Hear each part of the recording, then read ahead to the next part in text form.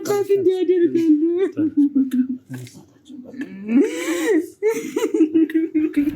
ከዛሬ 2 ዓመታት በፊት በኢትዮጵያ ኦርቶዶክስ ተዋሕዶ ቤተክርስቲያን ውስጥ እጅግ በጣም አስደንጋጭም አስገራሚም የሆነ ነገር ተከስቶ ነበረ። ከወደ ባህር ዳር ከአባይ ማዶ ከቅዱስ ገብርኤል ገዳም የተፈጠረው ነገር እጅግ በጣም መነጋገሪያ ነበረ። እስከ 11 ሰዓት እስከ ምሽቱ 1 ሰዓት ነው የጾም ሰዓት።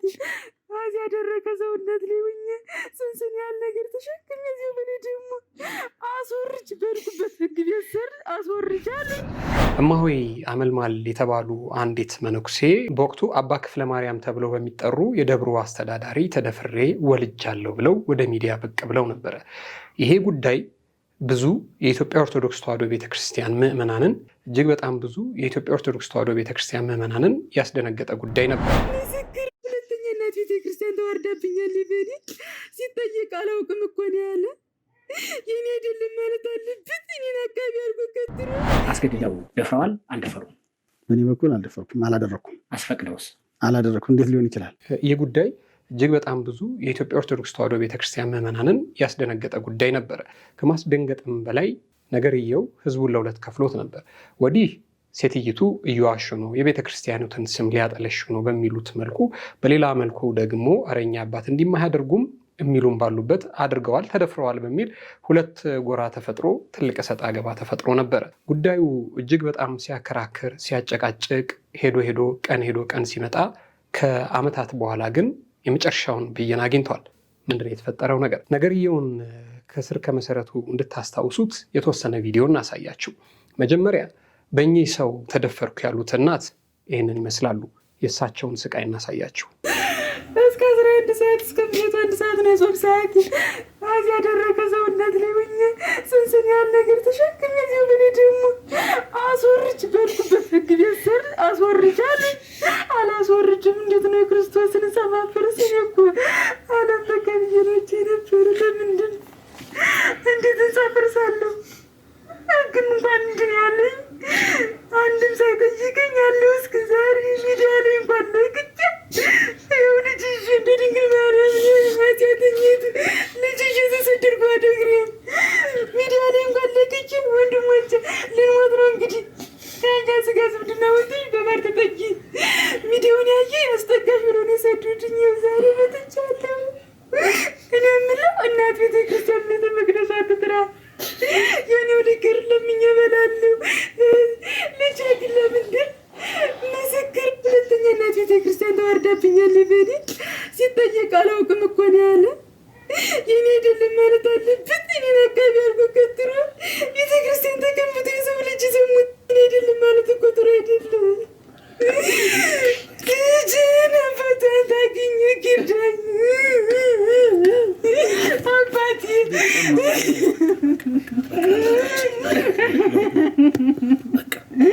እኔ ተጨስራቸውን አዋርጃለሁ። አረናታችን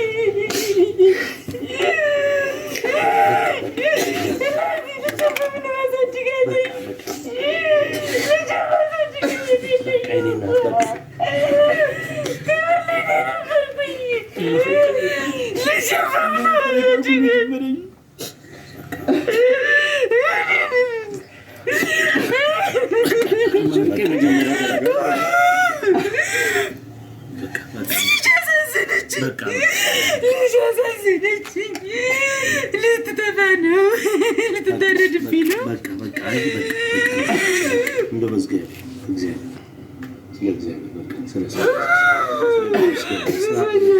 ሲያለቅሱ የምናያቸው እናት በቀድሞ ስማቸው እማሆይ አመልማል ነበሩ። ጉዳዩ የተፈጠረው የዚህችን ዓለም ጣጣ የዚህችን ዓለም መልክ ትቼ ለአምላኬ አገለግላለሁ፣ እገዛለሁ፣ እውቀቴንም ውበቴንም ጉልበቴንም ለአምላኬ እሰጣለሁ፣ ሰማያዊውን ሕይወት እናፍቃለሁ፣ ዓለምን ትቻለሁ ብለው አባይ ማዶ ከሚገኝ ከቅዱስ ገብርኤል ገዳም ይገባሉ።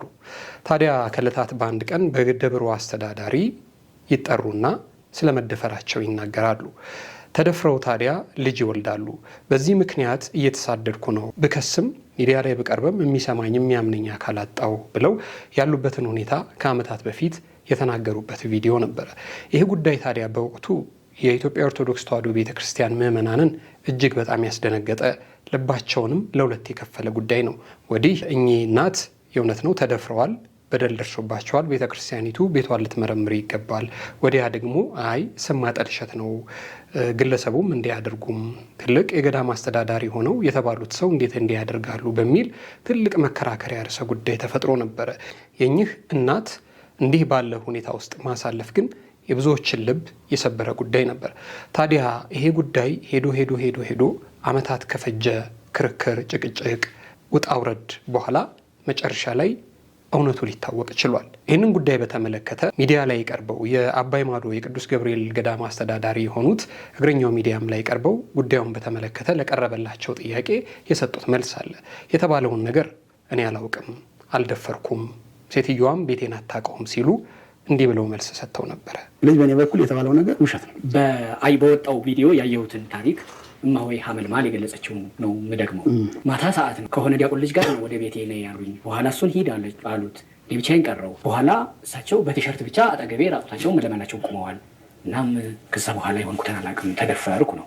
ይሄ ታሪክ በምናብ የተፈጠረ ነው ወይስ የሆነ ነው? ከየት የመጣ ነው ታዲያ? ይሄ በራሷ ጓደኝነት ወልዳ ነው? እሷ እንዳለችው እርሶ ደፍራዊ ነው የወለድኩት ልጅም ያለችው ካልሆነ የትኛው ነው እውነቱ በእርሶ? እኔ የምኖር ከቤተሰብ ጋር ነው። እህቴ አለች፣ ያጎቴ ልጅ አለች። የተባለችው ሴትዮ ቤቴን አታውቀውም። ወሬውን ሰምቼዋለሁ በዚህ ልክ እንደሆነ። ቤቴን ግን ግቤን የት እንደሆነ አታውቀውም። የኔ ቤት እህቶቼ የት ነው? ወንድሞቼ የት ነው? አቤት ያሉ ቤተሰብ የት ነው? በዚያ ልክ እሷ ከኔ ቤት መጣ ለኔ ልታዘጋጅልኝ የምትችለው ምን ስለሆነ ከኔ ቤቴን አታውቀውም። ወደ እኔ ቤትም አልመጣችም። የሆነው ነገርም እኔ ጉዳይ አይመለከትም። ጉዳዩን ከሆነበት አካል ጋር መፈለግ ነው የሚሻለው። መላከ ብርሃን ቆሞስ አባ ክፍለ ማርያም አለማየሁ እማሆይ ሐመልማል አድማሴን አስገድደው ደፍረዋል አልደፈሩም? በእኔ በኩል አልደፈርኩም፣ አላደረኩም። አስፈቅደውስ? አላደረኩም። እንዴት ሊሆን ይችላል? እኔ እኮ ዓላማ አለኝ። ወደዚህ ስመጣ ማንም ሰው አስገድዶኝ ማንም ሰው ይህንን አድርግ ብሎ መርጦልኝ አይደለም። ለእኔ በወታደር ተገድጄ አይደለም የመነኮስኩኝ። ቤተክርስቲያኔ እንደ አባቶቼ ክብር የማገኝበት፣ እንደ አባቶቼ በረከት የማገኝበት፣ እንደ አባቶቼ ባለበጣም አባቶቼ በሄዱበት መንገድ ሄዳለሁ ብዬ የጀመርኩ ወጣኔ መነኩሴ ነኝ። እንግዲህ ግለሰቡ ከዚህ ጉዳይ ጋር ተያይዞ ለቀረበባቸው ስሞታና ቅሬታ የሰጡት መልስ ይህንን ይመስላል። ምንም እንኳን ሚዲያ ላይ ቀርበው እኔ ይህንን ጉዳይ አላደረኩም፣ የተባለችውም ሴትዮ ቤቴ መታ አታውቅም፣ እኔ የምኖረው ከእህቶቼ ጋር ነው፣ ቤቴንም አታውቀውም፣ እሷ ምን ስለሆነች ነው መታ ለእኔ የምታበስልልኝ ለእኔ የምትሰራልኝ ብለው ቢሉም እናት ግን ከዚህ ጉዳይ ጋር ተያይዞ በጣም ብዙ መከራ፣ በጣም ብዙ ስቃይ፣ መሰደድ እንዳለባቸው ተናግረው ነበረ። ይህንን ጉዳይ በተመለከተም እንግዲህ ወደ ሌላ ሚዲያ መጥተው እኚህ ግለሰብ እያሳደዱኝ ነው፣ ልጄም ማሳደግ አልቻልኩም፣ እልፍ ሲልም ደግሞ በሰውም እያስላኩ ልጁን አስወርጁም እያሉኝ ነው በሚል እንግዲህ በጣም አምረው ሲያለቅሱ ነበረ። ታዲያ ይሄ ከሆነ ከብዙ የፍርድ ቤት ክርክር፣ የፍርድ ቤት ውጣ ውረድ በኋላ የተፈጠረው የሆነው ነገር ግን እጅግ በጣም የሚገርም ነገር ነው። እኚህ የአባይ ማዶ የቅዱስ ገብርኤል ገዳም አስተዳዳሪ የሆኑት ግለሰብ በወቅቱ አባት ካልሆኑ ወዲህ ፍርድ ቤትም መጥተው ቢከራከሩ፣ ወዲያ ደግሞ ዲኤንኤ ቢያስመረምሩና ነፃነቱን ቢያረጋግጡ ቢባሉም እንግዲህ በአባቶች ፊት ሲጠየቁ እሺ የተባልኩትን አደርጋለሁ ፈጽማለሁ ቢሉም ነገር ግን በተግባር አንዱም ነገር ላይ አለመገኘታቸውን ሰምተናል። መጨረሻ ላይ የሆነው ነገር ግን በተለይ ደግሞ ትላንትና በባህር ዳር የዋለው ችሎት የወሰነውና ያረጋገጠው ነገር ደግሞ እጅግ በጣም አስገራሚና አስደናቂ ጉዳይ ሆኗል። በዚህ ልክ አዲስ አበባ ድረስ መጥተው እኔ ሴትይቱን አላቃትም፣ ምንም አላደረኩም፣ እንደውም ከዚህ ቀደም ገዳም ውስጥ መጽሐፍ እየሰረቀች እንዲህ ያለ አባት ጠየቀኝ፣ እንዲህ ያለ አባት እንዲህ አለኝ ብላ የአባቶችን ስም ታጠፋ ነበር በማለት ስሟን ያጠለሿት እኚህ ግለሰብ ግን ነገሩን ስለመፈጸማቸውና የልጅ አባት ስለመሆናቸው ተረጋግጧል። ይህንን ጉዳይ በተመለከተ ዘርዘር ያለውን ሀሳብ እንንገራቸው ብለን ነው። አብራችሁን ቆዩ።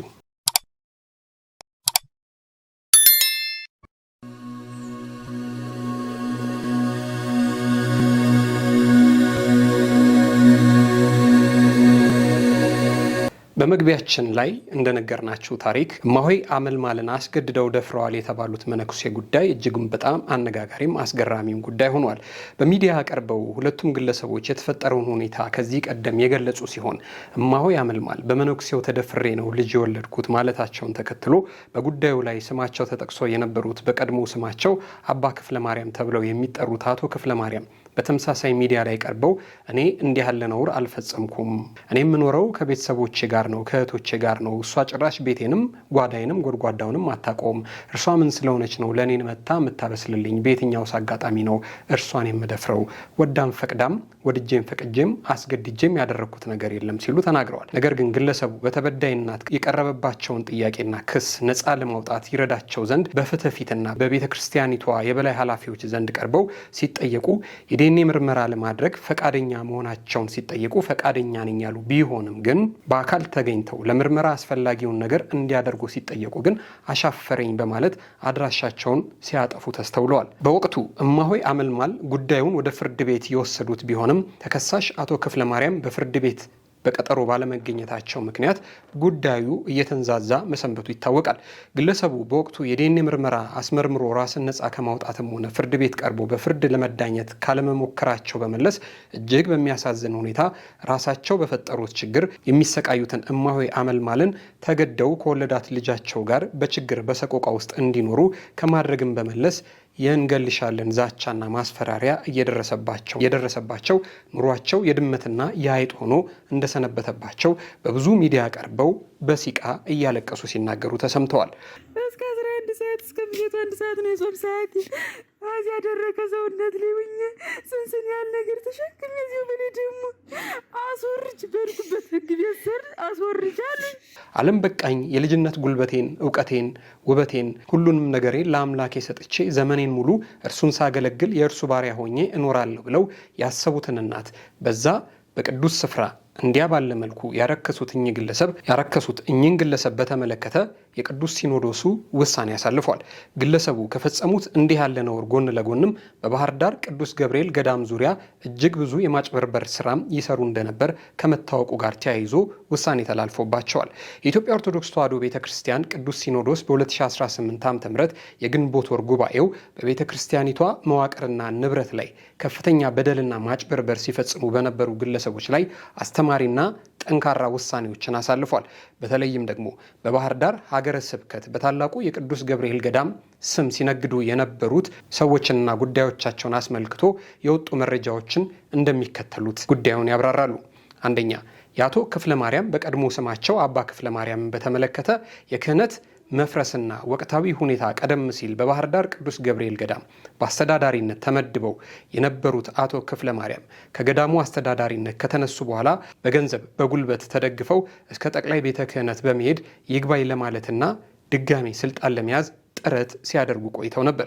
ይሁን እንጂ ቅዱስ ሲኖዶሱ ግለሰቡ የፈጸሟቸውን የሥነ ምግባር ግድፈቶችና የቅዱስ ቃሉን መተላለፍ መሰረት በማድረግ የሚከተሉትን ውሳኔዎች አጽንቶ አስተላልፎባቸዋል። የክህነት መፈታት በተመለከተ ግለሰቡ ስርዓተ ክህነታቸውን ያፈረሱ በመሆኑ ዳግም በገዳሙም ሆነ በማናቸውም የክህነት አገልግሎቶች የቤተ ክርስቲያን መዋቅር ውስጥ በአስተዳዳሪነት መመለስ እንደማይችሉ በሰነድ ተረጋግጦባቸዋል። ይህም ውሳኔ ተላልፎባቸዋል። አቶ ክፍሌ አሁን ያሉበት ወቅታዊ ሁኔታ በአሁኑ ወቅት በአዲስ አበባ ከተማ አልባሰ ምንኩስናቸውን ወይም ደግሞ ቀሚስና ቆባቸውን አውልቀው በሲቪል ልብስ በጃኬትና በኮፍያ እንዲሁም በተራ ሱሪ እንደሚንቀሳቀሱ ከቦታው የደረሱ የምስል መረጃዎች ለቤተ ክህነቷ ደርሰዋል። ግለሰቡ ካለፉት ስህተታቸው ከመማር ይልቅ አግባብ ያልሆኑ የማስለፍለፊያ መንፈሳዊ አካሄዶችን ወይንም እጽ በመጠቀም ለመጀመር እየተዘጋጁ እንደሆነ መረጃዎች እንደሚጠቁሙም ታውቋል። ሌላው ከኚህ ግለሰብ ጋር ተያይዞ የሚሰማው ዜና ደግሞ ወደ አረብ ሀገር በመሄድ በክህነታቸው ለማገልገል አንዳንድ አባቶችን ደጅ በመጥናት ላይ እንደሆኑም እየታወቀ ይገኛል። ከዚህ ጉዳይ ጋር ተያይዞ በባህር ዳር ከተማ የዋለው ችሎት የመጨረሻውን ብይን ሰጥቷል። አቶ ክፍሌ የልጁ አባት መሆናቸው ፍርድ ቤቱ አረጋግጧል። የቀድሞ የደብረ አባይ ማዶ ቅዱስ ገብርኤል ገዳም ዋና አስተዳዳሪ መልአከ ብርሃን ቆሞስ አባ ክፍለ ማርያም አለማየሁ የአሁኑ አቶ ክፍለ ማርያም አለማየሁ የክህነትና ምንኩስና ሕግን ተላልፈው የገዳሙ የረቂቅ ቤት አቃቢት የነበሩትን እማሆይ ሐመልማል አጉማስን ያለ ፈቃዳቸው አስገድደው በመድፈር ሴት ልጅ ምስክር ክፍለ ማርያም የተባለች እንዲወልዱ አድርገዋቸዋል። መነኩሴዋ ድርጊቱ እንደተፈጸመባቸው ለሕግ ያመለከቱ ቢሆንም ቅሉ ባለጊዜ የነበሩት እኚህ ግለሰብ ግን እግር በእግር እየተከታተሉ የድሃ መነኩሴዋን የሕግ ጉዳይ ይህንን ተንኮልና ገመና ቀድማ የተረዳችው ጫሙኒያ ለእውነት ለፍትህና ለርትህ ከቤተ ክርስቲያን ስርዓትና ቀኖና ጎን በመቆም ድሃዋን መበለት በሞራል በስነ ልቦናና በፍትህ እስክትካስ ድረስ በከፍተኛ ትጋት ስታገለግላት ቆይታለች።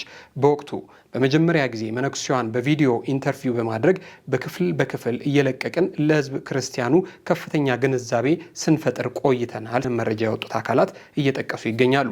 ጉዳዩ የጎላ በመምጣቱ ሌሎች አጋዥ አካላትም ተገኝተው መነኩሴዋን የስነ ልቦናና ተያያዥ የስነ ልቦና ሕክምና አገልግሎት እንድታገኝ ከማድረግ ባሻገርም በወቅቱ እጁ ረጅም የነበረው ይህ ግለሰብ መነኩሴዋንና ልጇን እያሳደደ ሊገድላቸው እንደሚሞክር በቂ ጥበቃና እንክብካቤ በሚያገኙበት ቦታ እንዲቆዩ ተደረገና ክሱ ወደ አዲስ አበባ እንዲዘዋወር ተደርጎ ነበር።